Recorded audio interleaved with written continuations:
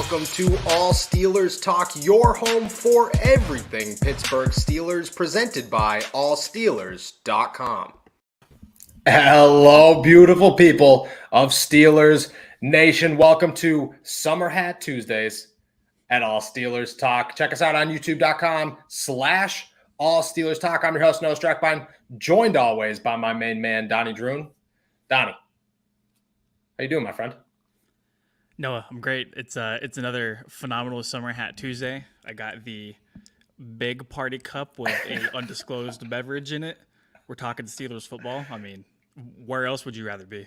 It's a beautiful time. It is a beautiful time. Make sure everybody goes on and subscribes to us on our YouTube page. Like this video. And as always, be a friend to tell a friend to go use our promo code for 20% off plus free shipping at Manscaped.com. Donnie, we got plenty to talk about. Moves around the NFL. Wide receiver market is exploding and seems to only be getting bigger. The Pittsburgh Steelers draft is still very wide open, including Kyle Hamilton coming in for a visit. What? And finally, the safety news surrounding the Pittsburgh Steelers never seems to die off and only seems to get crazier and more intense by the day. Chances are we will be recording one of these whenever they do sign a safety, because that's how the Pittsburgh Steelers work. Anyways, let's start with some trades. The Philadelphia Eagles and the New Orleans Saints shook up the NFL, swapping 9 million picks really for the Saints just to move up 2 spots and the Eagles to move back to 18. The Saints now pick 16th and 19th in the first round. Meanwhile, Philly picks 18th. You're thinking, yeah, no big deal, whatever. Only the New Orleans Saints and possibly the Philadelphia Eagles are still in the market for a quarterback. The Steelers are obviously in the market for a quarterback, and we don't know where Malik Willis, Kenny Pickett, Desmond Ridder, etc. is going to go. What are your first thoughts on a little switcheroo here in the first round? Yeah, I didn't think at first glance it really would have had any impact on the Steelers and what they might be trying to game plan for the upcoming draft. And really quick, this is a good tweet by the 33rd team. It's a really solid football analysis website for the people that are really into that stuff. So the Eagles essentially traded the number 16th overall pick, and they moved back 43 spots at the end of the draft to move up one more spot, pick up another first, a future second, and a third rounder this year. I mean, if you're looking at a winner or loser of the trade, the Eagles undoubtedly got the better end of the deal whenever it comes to that. No doubt. Saints look like they're positioned themselves for a quarterback. Who that quarterback is remains to be seen, but I don't think they're confident on with anybody on the roster right now. They now have 16 and 19, which is ample ammunition to move up into the top 10 and go and get somebody. Whether or not it's going to be Pickett, whether or not it's going to be Willis, don't really know. But I mean, what do you think the chances of them staying there at 16 and 19 and just taking BPA? You don't make that trade to just sit there after that, right? There's got to be more dominoes that fall. So I was going to ask that question because my thought is maybe you do sit there. And I think this is the underlying factor. Do you move up to go get a quarterback with Jameis Winston under contract for the next 2 years?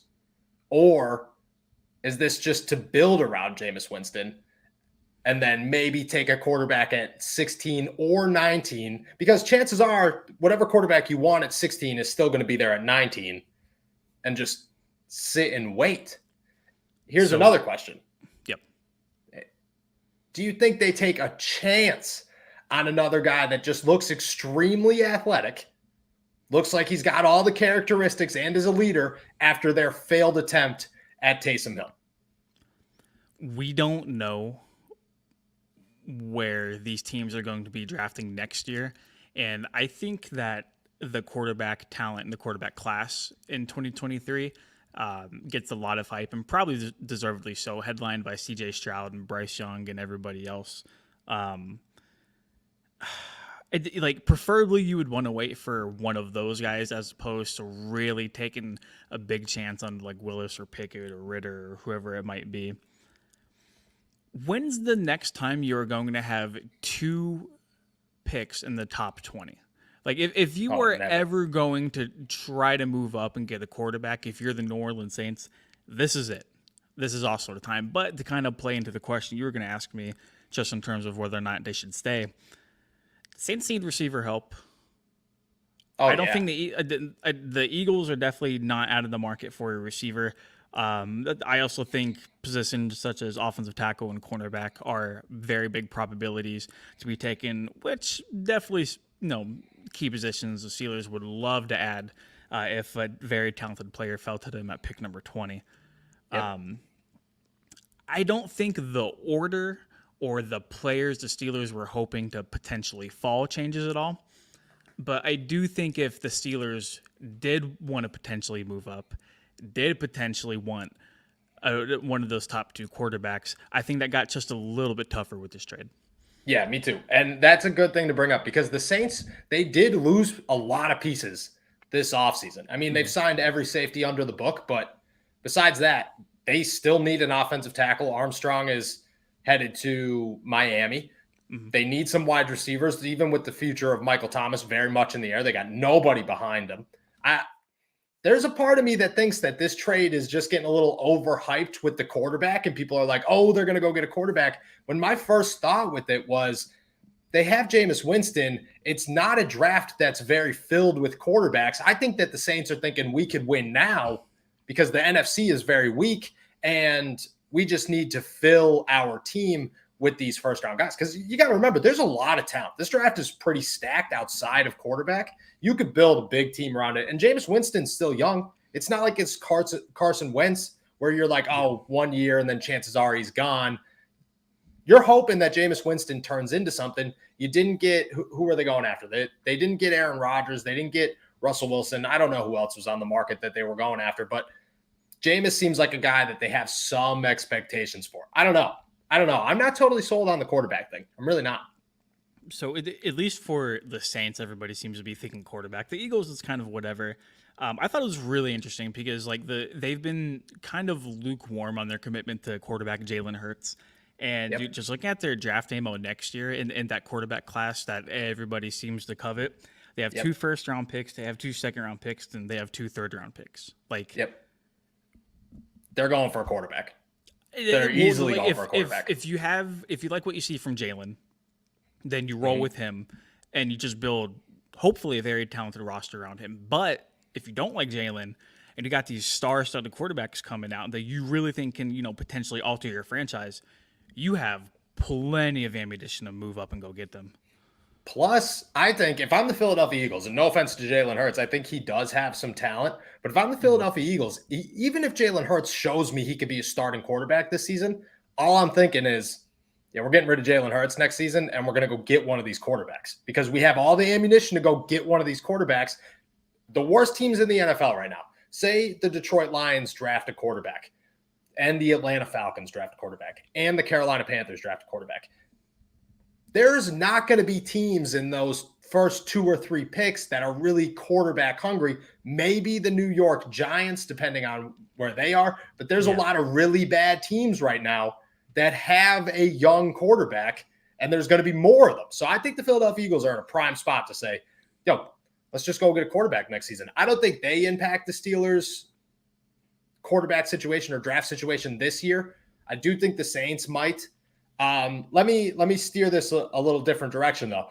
I think it was Todd McShay today said that Malik Willis is going to fall to Pittsburgh at 20. Desmond Ridder, I believe, is the second. No. I take that back. Desmond Ridder goes at the end of the first round to the Detroit Lions, and then Kenny Pickett goes 6th to Carolina. Do you think there's any realistic possibility that there's only one quarterback taken before Pittsburgh? It really doesn't look like it. I was looking at this today. I mean, these are just a handful of teams that could potentially take a quarterback. You have the Lions picking at number 2, who, I mean, let's be real. Now's the time to go get a quarterback, have him sit behind Jared Goff, send Jared Goff on his happy way within a year or two and kind of move on from there. The Texans at number 3. It doesn't really make sense for them to draft a quarterback, especially with what you saw from Davis Mills. But, I mean, like, you don't know exactly what you have out of him, and competition is always going to make everybody better. You have the Giants picking at 5 and 7. Daniel Jones to me is not the answer there. No, but I don't think they're going to go after a quarterback. No, I don't either, but I still think the possibility is there for them to if they wanted to. The Panthers at 6, and they're reportedly in love with Kenny Pickett, so we'll definitely see how that goes. The Falcons at number 8 is kind of like a sneaky team to watch whenever it comes to taking a quarterback. The Seahawks at number 9, which everybody's kind of pegging Malik Willis to go to. See, I don't see that. A lot of people are talking about that. This is my thought on the Seattle Seahawks. Mm-hmm. If this was next year's draft, you draft a quarterback. Okay, but it's not. The quarterback class is rather slim, and it's very question mark. There's a lot of questions. If you're the Seattle Seahawks, your team is not built to win now. It's not even close. You actually just gave away all your pieces to go win now, to say we're going to rebuild. If you're going to rebuild, why would you pick a quarterback that you're very uncertain is going to be good instead of just saying we'll rock it out with Drew Lock? Not great. And, I'll be the first one to admit that's obvious tanking, but sometimes you got to do what you got to do and just say, next year we'll go get a quarterback. We'll use our picks this year to stack this team. I mean, just do what the Denver Broncos have done for the last 5 years and then plug in your quarterback just like they've done this year. That's my thought on Seattle. A lot of people don't agree with me there. I just think that makes too much sense. No, it does, but you also have to remember too, if they really like a guy like Malik Willis, or even like Desmond Ridder, for example, or Kenny Pickett, if he happens to fall to pick number 9, if you like him, you're already there. You don't have to move up. You don't have to give up any draft capital or ammo to go up and get who you might think should be a potential franchise quarterback. Yep. I don't see anything wrong with that. As long as you believe in him and as long as everybody in the organization thinks that within a couple of years you'll be able to do something. Because look at it like this. Do you know how we were talking about how Steeler fans would be just absolutely livid if they rolled Mason Rudolph out there next year? Oh yeah, it's the same energy for me whenever it comes to the Seahawks. Imagine being a Seahawks fan, and granted, their roster is not where the Steelers are at right now, but imagine them being just okay with throwing Drew Lock out there next year. It's not something you want to watch. But who are you going to get? Okay. So I agree with that. I definitely do agree with that one. But Malik Willis, a lot of teams, including, I believe, the Steelers, don't have him pegged as a first-year starter. Desmond Ridder is definitely not a first-year starter. Yep. If you're not getting Kenny Pickett, is there any difference? Don't you have to somewhat just say Drew Lock is our starter either way, and that stinks, but that's the position that we're in? At least for next year, yeah. So that's what I mean, though. I get the publicity side of it. Whenever you're drafting a quarterback, though, you're not only drafting them for the rookie year. You are drafting them depending on what you anticipate them on being. I mean, Josh Allen, for example, his development, his first couple of years was night and day different from where he's at right now. And so, true, very true. You do have to give these guys some time, and obviously, the NFL is such a win now league, especially with the pressure that comes with these rookie quarterbacks coming into a terrible franchise and trying to turn around in the snap of a finger. I don't think any of those guys are per se at this draft. I think you're probably better off waiting until next year, which I think is the line of thought that both you and I share. But I also, at the same time, I don't think that should discourage you from liking a quarterback if you like what he brings to the table. I don't disagree with that. I don't. That's just my thought there on the whole. Maybe the Seahawks hype is just a little too high, and because you have to, there's a part of us that are talking as people outside the organization, a large part of us, and sometimes when you bring it back into the actual conversation of the Steelers, I mean.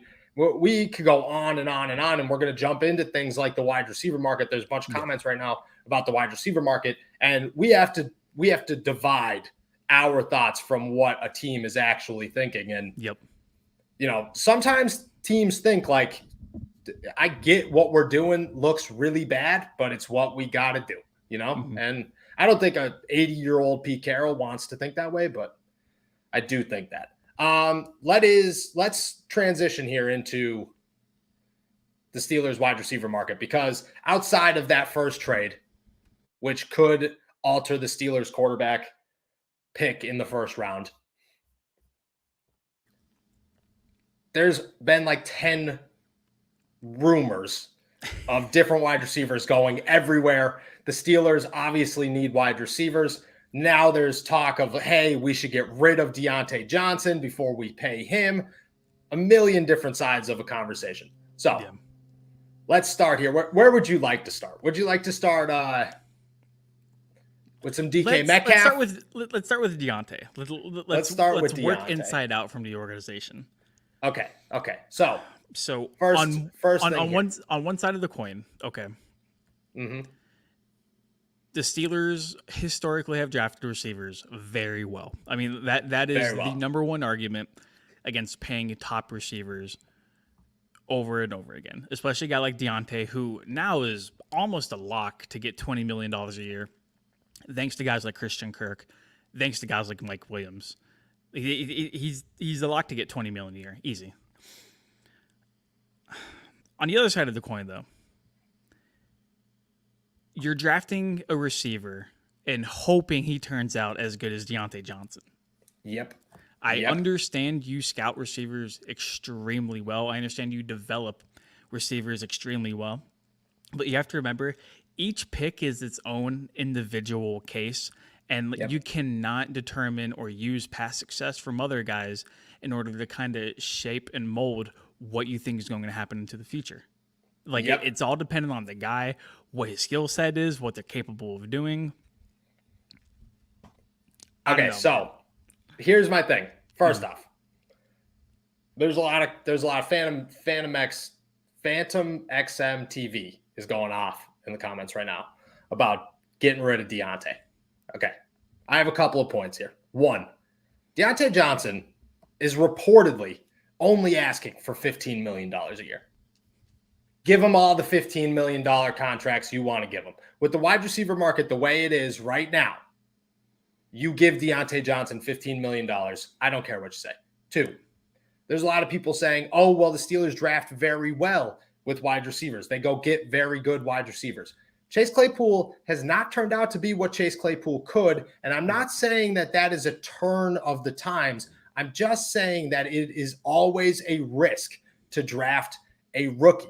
Always. I don't know if Sky Moore is going to be a superstar. I don't know if George Pickens is going to be a superstar. I don't know if Jameson Williams is going to be a superstar. We do not know that. Number 3, Antonio Brown was not Antonio Brown until he signed his contract. Diontae Johnson is very, very good, but he's only getting better. I think that Diontae Johnson in 2 years from now, 3 years from now, might be one of the best wide receivers in football. I really do believe that. And you have to understand that he's playing in an offense that had no structure for the last 2 years. He's also was playing with a quarterback that was on the last leg of his entire career. He had no offensive line, so that means that Ben had to get the ball out of his hands quicker than any quarterback in the NFL. Most of the time, he was making plays on his own, and I get that he had some trouble, but at the end of the season, but I could look past that because he had a great year before that. Those are my thoughts with that one. Now, at the same time, do I think that the Steelers should go get a wide receiver? And there's names out here: T.Y. Hilton, Brandon Cooks, DK Metcalf, 110%. Because you go get that third wide receiver, then you go draft that fourth wide receiver, and your wide receiver group's looking real good for a quarterback that you don't really know much about. But just to stick with the DJ thing, my thought is not to get rid of him right now. I just don't see the upside in that. And what are you going to get? Say the Steelers traded Diontae Johnson. Are you getting a first-round pick for Diontae Johnson right now? Devontae Adams went for the end of the first round. Yeah, but Devontae is a established top 3 receiver in the National Football League, but he's also working against that. He's over the age of 30, isn't he? Who? Devontae Adams. I believe he is. He's about to be 30. I don't know, because DJ's still relatively young. You can still negotiate a contract with him if you're a team trading for him. So you can kind of dictate your own financial terms of what you want to do with him. I feel like the upside and the ceiling for him, the potential is still very, very high for him too. The only thing that would concern me is like the hands are sometimes inconsistent at like the worst times possible, and that's something that's been kind of proven the I don't last think it's couple proven. years. I don't believe that argument. I don't. I really, really don't. Players drop the ball all the time. And I get that he shouldn't drop the ball where he is. And I get that he has had some mistakes. But the volume, I mean, players drop footballs. That's just what happens. No, I totally agree. The fact that it came at the end of the season looked bad, I get that, but I don't think it was like even in the games, looked bad because he let it become a problem. You could tell it was inside of his head. That's where the problem lies. It wasn't just like one like little like lapse of he took his eyes off of the ball. It wasn't hey, I saw this defender coming at me. I had to try to get down, just like slipped out of my hands. No, it was more than that, and I think that's where the problem comes in. Yeah, but you have to, 3 years into the league, entering your fourth season, now is the time where those drops end. Anything before then, if we're still okay with Chase Claypool being who Chase Claypool is, I'm okay with who Diontae Johnson is and feeling very good about where Diontae Johnson's headed. Not last season, but where he's headed. And I think that a lot of people are like, Diontae Johnson has drop issues, get rid of him now. I'm like, well, Diontae Johnson has 3 drop issues a year in his 3rd season. In his 5th season, that means 0 drop issues all season long. I feel totally fine with that. Plus, he fits Matt Canada's offense so well. I do agree with Phantom in the comments right now that I don't think the trade market for Diontae Johnson is ever going to be as hot as it possibly could be right now, especially if he only wants $15 million a year. So I think if for whatever reason the Steelers were intent on trading him and trying to go get another established veteran or like somebody in the draft, now's got to be the time to do it, right? If you are going to do it. I don't agree if you are going to. I don't agree that it's the hottest it's ever going to be. I think he's entering his first contract. This is my thought on that. So there are names like DK Metcalf floating around, AJ Brown. I don't know how believable all these things are, but AJ Brown, Devontae Adams went, Tyreek Hill went. Big name wide receivers are just getting shipped everywhere. Yep. Diontae Johnson is not on that same level. He is in the Steelers realm. You could trust him as much as you could trust these high-end guys. You want him to be a wide receiver 1. In 4 years, when his next contract ends, he'll only be 27, 28 years old. Still has plenty of football left in him. Chances are he's better than he is right now. He might be worth more. Yeah, you would hope. Yep. And the market, he will be that Tyreek Hill. He will be that Devontae Adams. You know what I mean? I think that in 4 years in that next contract, that's when people are going to start thinking, this guy could be worth a lot. And I don't think a wide receiver is ever worth a high-end first-round pick, but if you could get a low-end first-round pick for a guy, I feel very, very good entering his 3rd contract. You see, I would think the most appealing thing for a team is like you technically don't have to pay him for another like year or so. So you could try to squeeze one more cheap year out of Diontae before like give him to a long-term deal. But like if you're trading for Diontae Johnson and you're going to give up significant draft capital to go and get him, you're not going to let him walk, right? Like you are going to sign him to a long-term deal. But I think just like getting the bang for your buck, like having him for those couple years before he takes on the big contract, and then, having him run to the second contract when he's 27 or 28, like you said, I think that would be the one advantage for a team that wanted to trade for him right now. I agree with that. I do agree with that. I think that there is trade value, very good trade value. I'm not disclaiming that. I just think that the trade value goes up when he's not mixed in. I think that he takes that next step in a couple of years. And that's a strong assumption, but I don't know. Like, I just think that he could. Imagine if Antonio Brown never went postal. Okay.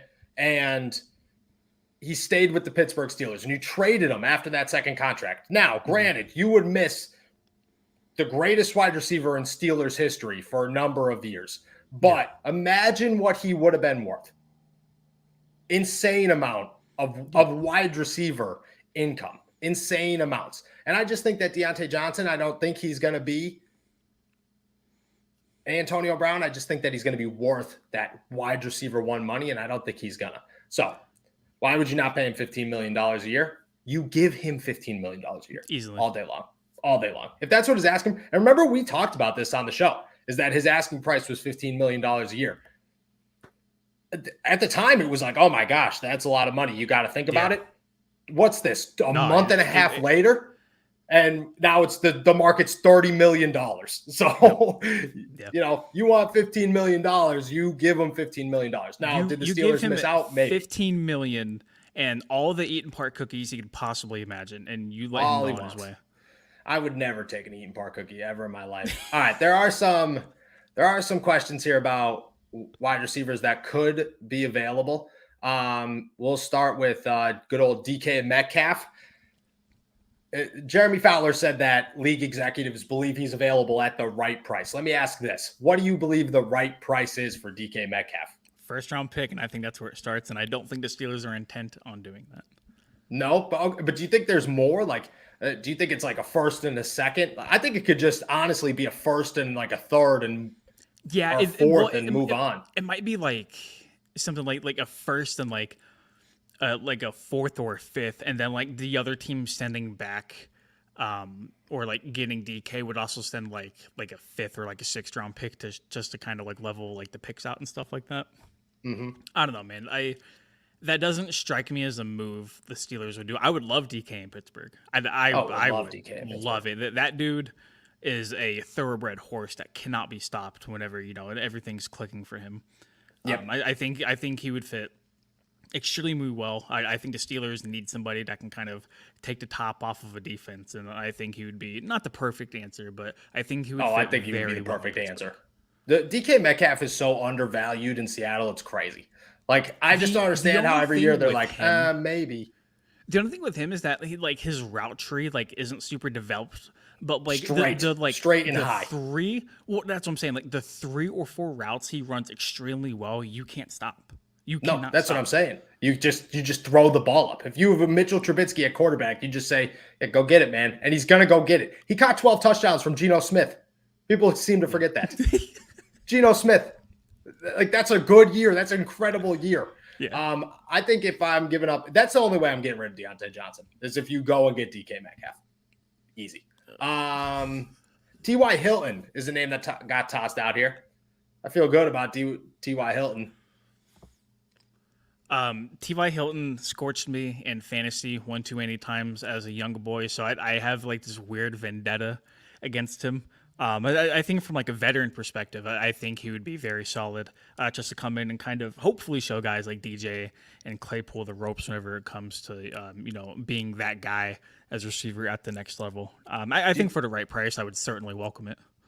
What do you think the price is right now for T.Y. Hilton? I think you could go get him for a vet minimum pretty much. Go give him $2 million and say, come back. It's going to be higher than that. Or at least he's going to want to get paid higher than that. Maybe. I don't know. Did he even play last season? He did.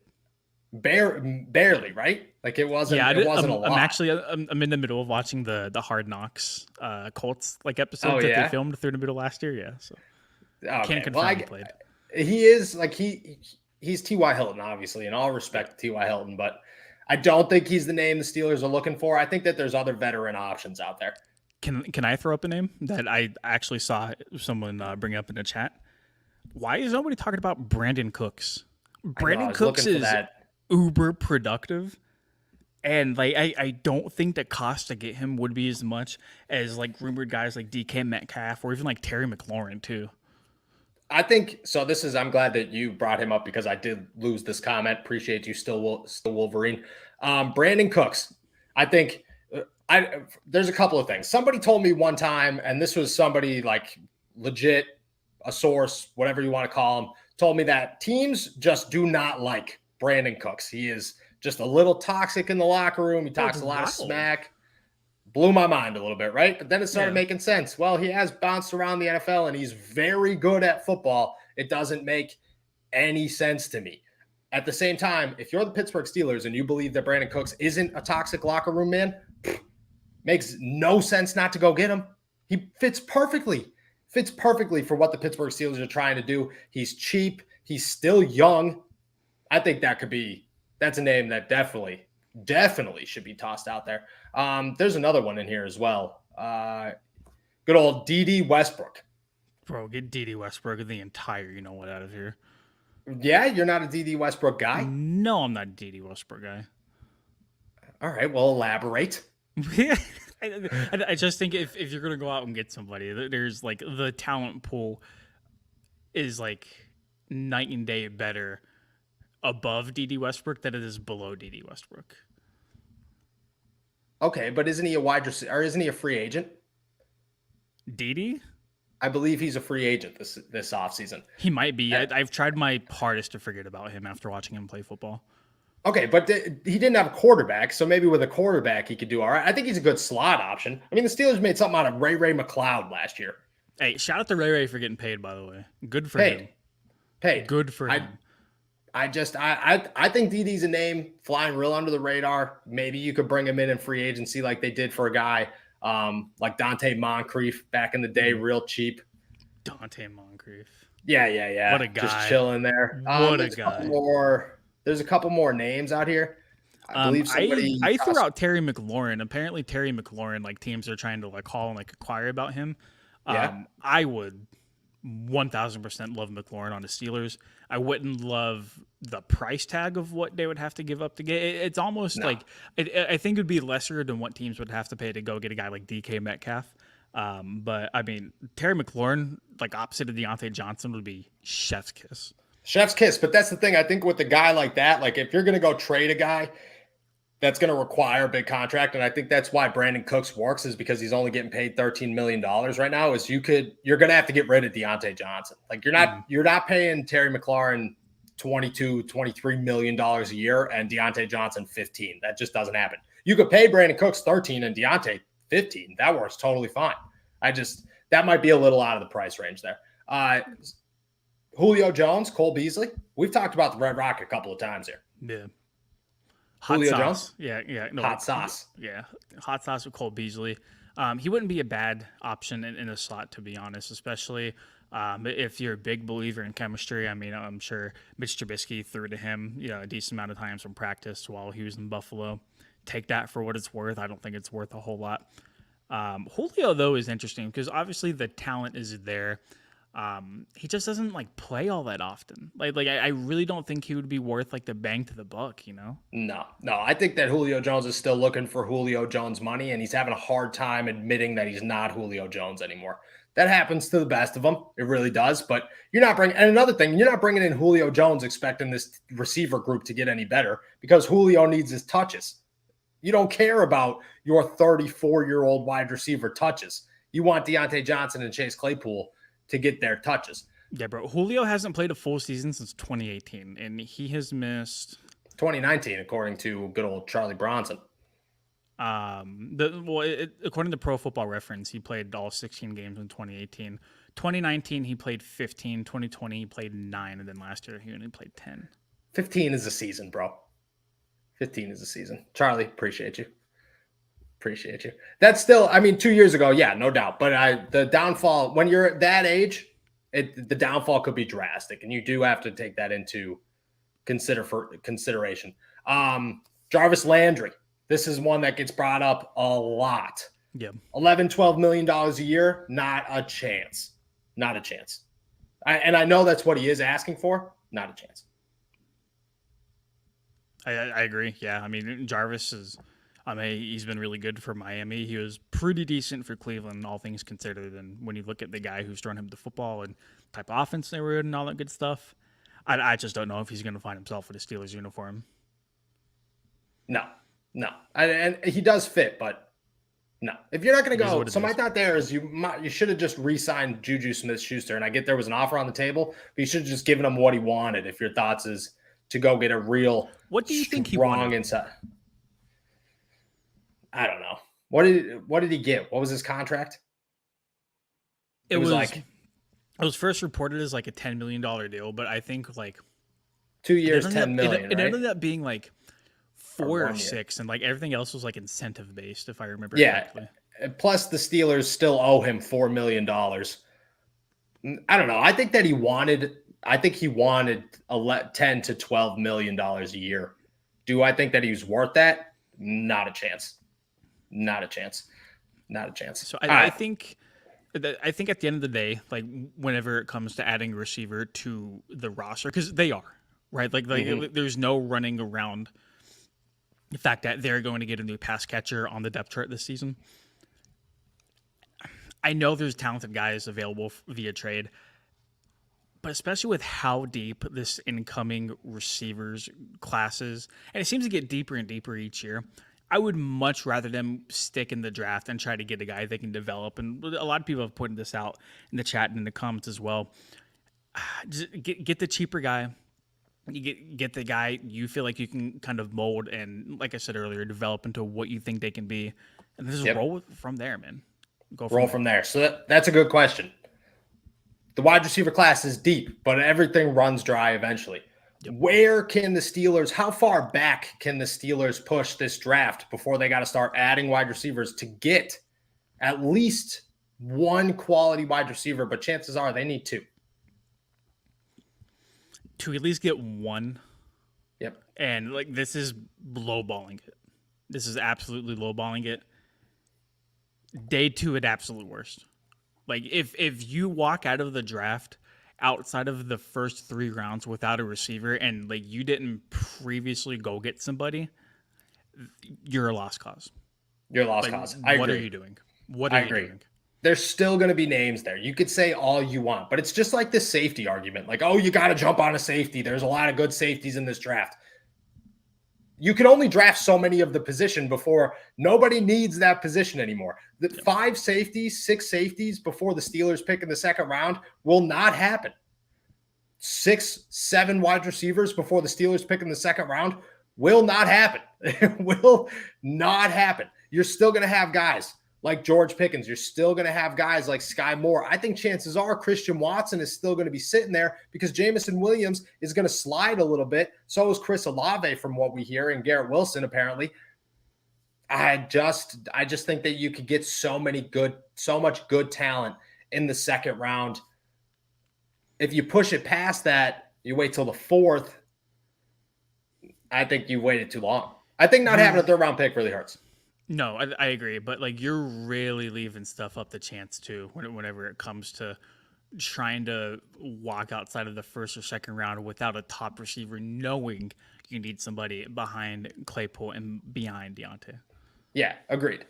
Now, you could get a guy in the 3rd and just say, hey, he is our 3rd wide receiver. It's not huge, but I think at that point, you have to make that pick count. So it has to be somebody that plays in the slot, and it's got to be somebody that doesn't really need too much work. They might still need to develop, but they could play their position and run a smaller route tree pretty well.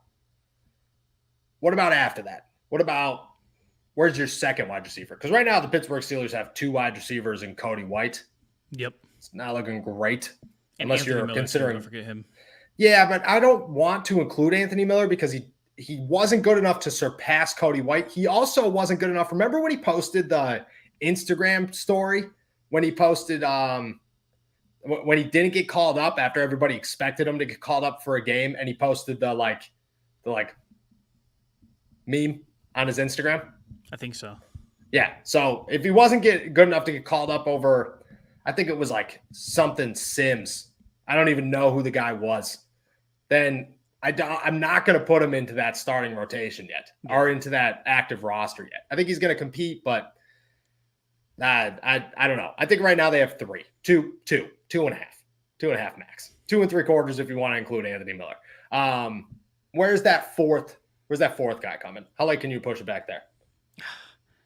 Like, if you're really trying to put together like a quality guy, 4th round, like a 4th round, especially like without you having a 5th round pick. Like you can't sit there for an entire slate of picks and hope that like a somewhat talented receiver is going to be there after the 4th and 5th round.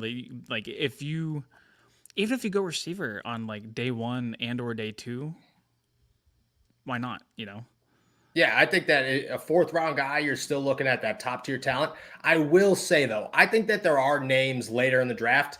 Khalil Shakur is definitely one of them. Yep. Danny Gray out of SMU is another one. Just like real speedster types. Bo Melton out of Rutgers is another one. He impressed me a lot at the Senior Bowl, actually. I think you can find like those guys that could play a backup role. My problem with it is I don't know how much you could rely on them in year one. You're going to have to rely really heavy on your first starting three and then hope that like Cody White or Anthony Miller or you bring in somebody else.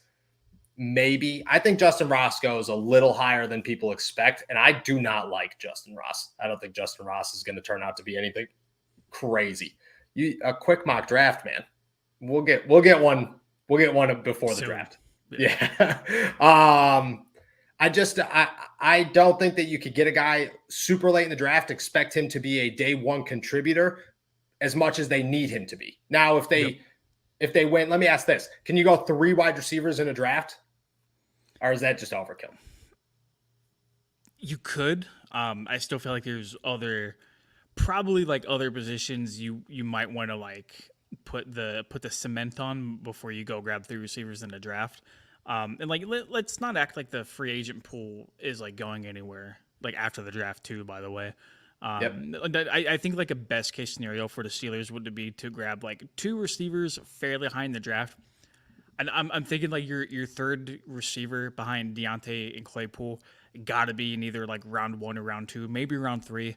And then just like probably like another receiver on the third day of the draft. Yeah, I agree. So what about these last 2 guys here? AJ Green, Sammy Watkins. You saw up close and personal what AJ Green could do last season.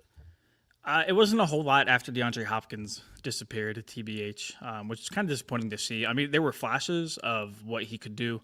I do think a lot of his production came from Kyler Murray checking down balls and recognizing he was in one-on-one coverage, and AJ Green just using his big frame and the length to his advantage near the red zone. Sammy Watkins, I don't know what happened to Sammy Watkins. I'm so up and down on him. I know. I think if he's used well, he's really good. I think if he's not used well, what happened to Sammy Watkins? Like, what it really all depends on like how he feels that day. It really That's exactly it. That's exactly it. Does the scheme fit? Is the game plan absolutely perfect? I don't know. Last one here. Garrett Wilson at 20. Think it could happen? No. What about Chris Olave? Olave probably could. I don't think he'll be there though. I legitimately think probably 5 receivers are off of the board by the time the Steelers go. 5? Name your 5. All right. Wilson. I think Wilson's gone. I think Olave's gone. I think Drake London will go. So that's 3. I think Jameson Williams gets drafted in the top 20, and then like you might see a guy like Treylon Burks get drafted. Although I think he would be there for the Steelers if he like really kind of like is gonna go where he's supposed to go. Yeah. Treylon Burks at one point was considered the top wide receiver in this draft. So yeah, he falls to 20. You got to think about some things. All right, so I lied. I'll say like 4 receivers then. 4 receivers in top 20. Receivers. I could see that. Good old Travis Jones, Malik Willis. Love it. All right, let's talk some safeties. But before we do that, we got a little message here from our friends over at Manscaped. With the first pick in the NFL draft, Ball Saxonville has decided to pick Manscaped to stock up their D. Manscaped, the leaders in below-the-waist grooming, have sponsored us to make sure you don't get booed out of the bedroom like Roger Goodell. Support us and head to manscaped.com and use the exclusive code ALLSteelers at checkout for 20% off plus free shipping. Donnie, I don't know about you, man, but I'm using that spray every day. I'm using lip balm every day. Obviously, I'm using the lawnmower every day. Me and the lady, we're on good terms right now. We are most certainly on good terms. Do you know how I told you I couldn't figure out how to like unlock the like body wash and stuff? Yeah.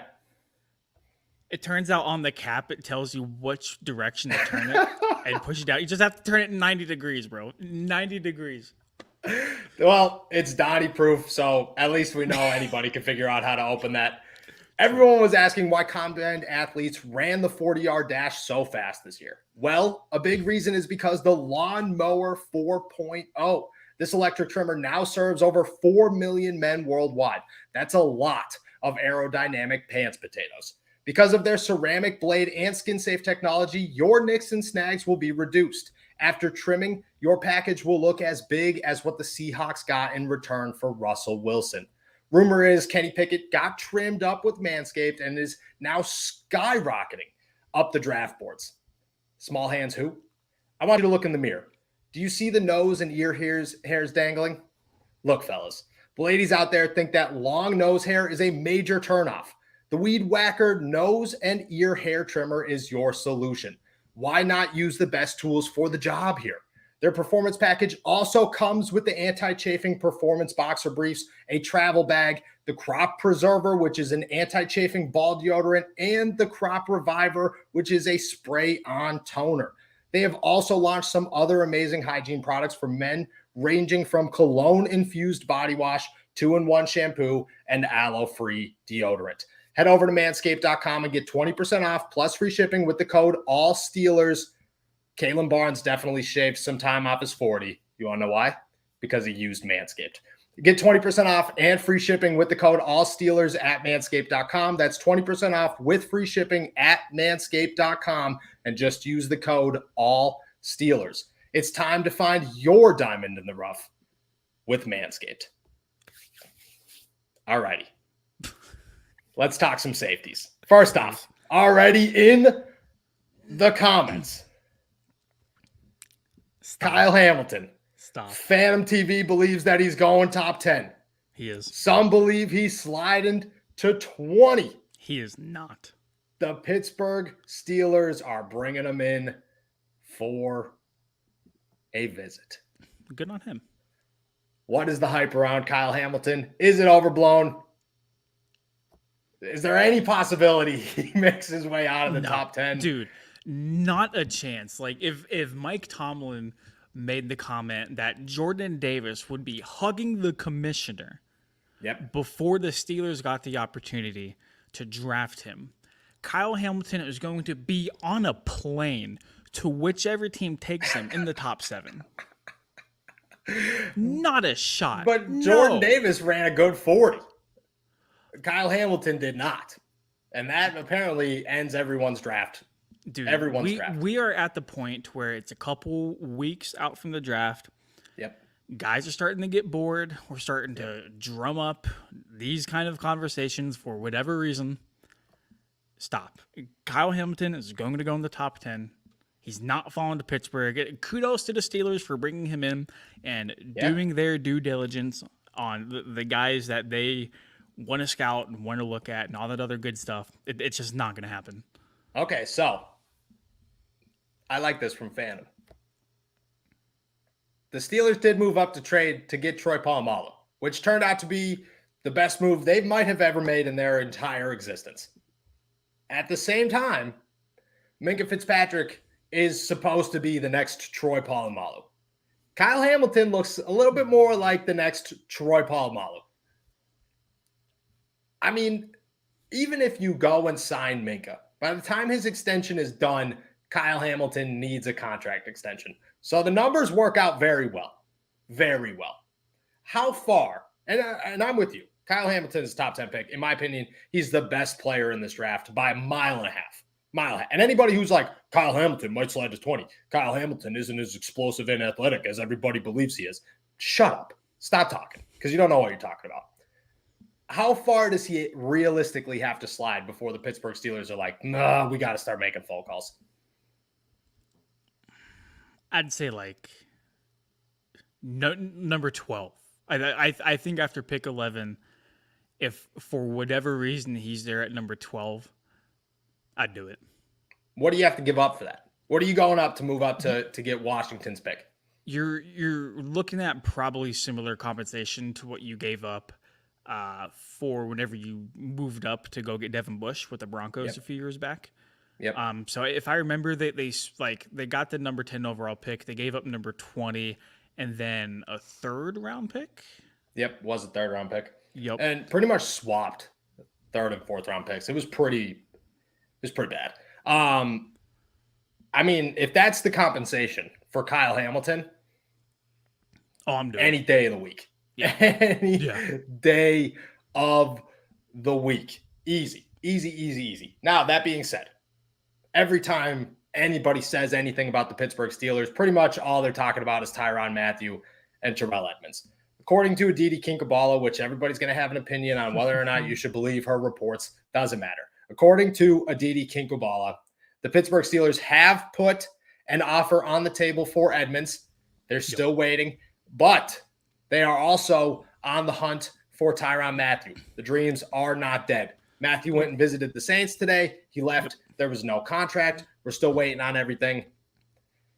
What do you make of the most recent reports here? Because I'm done asking if Tyrann Mathieu's coming to Pittsburgh or if Terrell Edmunds is coming back to Pittsburgh. What do you make of the most recent reports from Aditi? That I was right. Because last time we hopped on this podcast, I said that Terrell Edmunds probably got an offer from the Steelers. It was a little bit lower than his anticipated market value. He wanted to go test the waters. He didn't like what he was seeing in free agency. And now he's really trying to see on whether or not he should come back to Pittsburgh or if he should try to go somewhere else. Now, do you have a few notes and numbers I would like to share with you and all the other great people listening to All Steelers Talk right now? I do think he improved after each season. I think the best ability, is availability. And that is something that Terrell Edmunds has provided over the course of his career in Pittsburgh. He's only missed one game in the years that he played with the Steelers. And that one game was the Cleveland game in 2020, where everybody and their mother was ruled inactive. So, like, realistically, he hasn't missed a game, at least due to injury. Is it best for him to go back to a team, a scheme, and an environment that he's familiar with? Yeah. Or does he want a fresh start? Does he want to go somewhere else and try to establish himself as a safety that he believes he can be? I think that is the ultimate question that he himself is toying with right now. I think the Steelers threw the offer out there for him. I think they're smart enough to understand that they're only going to sign one or the other. It's basically down to Edmonds or the Honey Badger, or like if they don't get any by the NFL draft here in a couple of weeks, I feel like they're going to try to draft somebody super high. I think they're smart enough to hedge their bet. I think that's what the contract offer to Terrell Edmunds was if Tyrann Mathieu doesn't come. Because let's face it, like, who would you rather have? It's a no-brainer. It's Tyrann Mathieu. You're taking Tyrann Mathieu every day that ends in a Y. But if Edmonds went back to Pittsburgh, I wouldn't be super upset.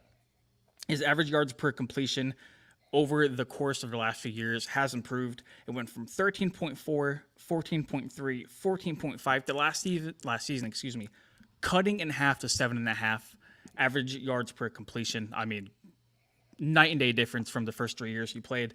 His average passer rating allowed when targeted a minimum of 25 attempts. This is all from Pro Football Reference, by the way. His passer ratings in his career was 83. It jumped up to 131.6 in the second year. It went back down to 70.8, and then last year it was 63.7, another career high for Terrell Edmunds. The only worrisome number that I really found whenever looking at his box scores, his missed tackle percentage, it went from 6 to 9.5 to 8.1 to 10.1 last season. But I think sometimes those numbers can be subjective. You got to take it with a grain of salt. And I think when you look at the overall picture, I do think he improved year after year. And I think he feels that he should probably get paid for his improvement. And I think the Steelers are kind of sticking to their guns, and rightfully so.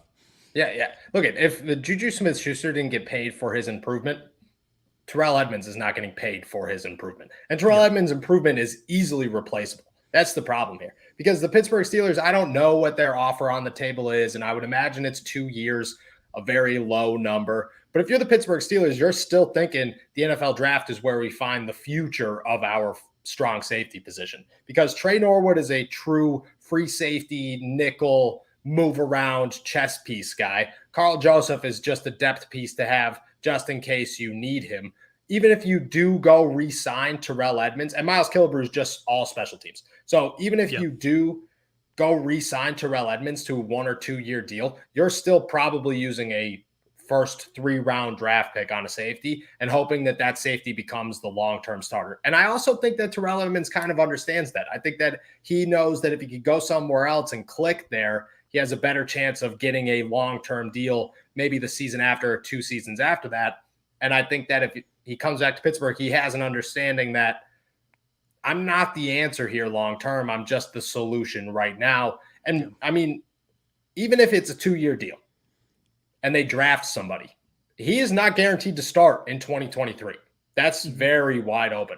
And I think he gets that, So I think that also plays a role into it. But like you said, and you were right, Terrell Edmunds' offer is probably very low and very discouraging.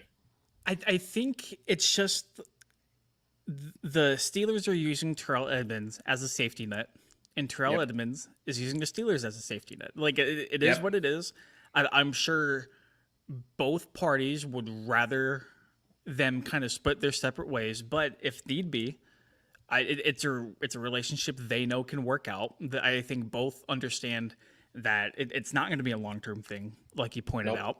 But I mean, if you need to fill a roster spot, you need to fill, another year of starting safety positions next to Minka.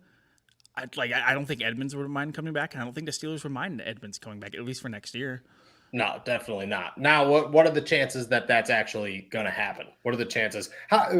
Two-part question here. What are the chances it's going to happen? And how late does this have to be pushed before it doesn't happen anymore? Do you think that the NFL draft is that timeline where it's just like, if we go past the NFL draft, Terrell Edmunds' time in Pittsburgh is over? I do. And like the NFL draft is essentially a graveyard if you're not a very top tier safety like Tyrann Mathieu. Like I feel Tyrann Mathieu can probably wait until after the NFL draft and probably ink himself a pretty solid deal, because he knows, like, no matter like what fresh college kid just got drafted anywhere, teams are going to want to sign him. Terrell Edmunds is a completely different story. I think if the Steelers were to go into the NFL draft, and let's say like Honey Badger told him he either doesn't want to come to Pittsburgh, or like he's still kind of like waiting and like feeling himself out, and the Steelers emerge like with a safety in the first or like second or third round, whatever it might be, I think Edmonds isn't coming back, man. I really think if the Steelers, or Edmonds, wants to return to Pittsburgh, it's got to happen before the draft. Because after that, it's a free-for-all, and that's a game that a guy the caliber of Terrell Edmunds' level does not want to play. Nope, I totally agree. I look at Malik Hooker as a prime example last year. Didn't sign with the team until during training camp.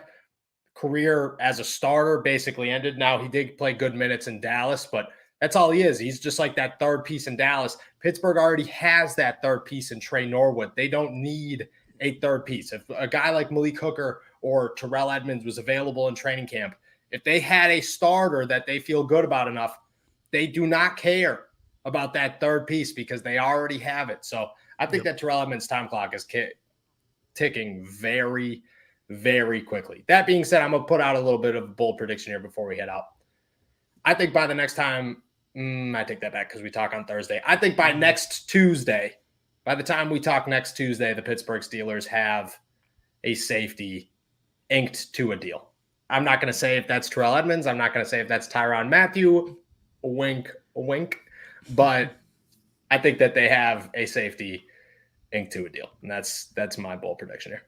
Do you think it's kind of boom or bust with either Mathieu or Edmonds? Like, do you think there's anybody else they would possibly look at? Or, like, is it basically narrowed down to just to those two? I think it's got to be narrowed down to those two. Like the whole KZ argument or rumors that were floating out there, my thoughts there is, why would you bring in another Terrell Edmunds caliber guy if you could just go get Terrell Edmunds, or you could draft somebody, and you're not totally sold on Terrell Edmunds caliber guy in Terrell Edmunds? Why would you bring in that same level of talent to say, well, we didn't really want the original you, so we're going to get the U 2.0. That just doesn't make any sense. I think it is down to those two. Jaquan Brisker is a name that was tossed out in the comments. That I think is definitely a possibility in the second. The Steelers did like him at their pro day, or at his pro day. I think that second round, Nick Cross out of Maryland is literally Mike Tomlin's son's roommate.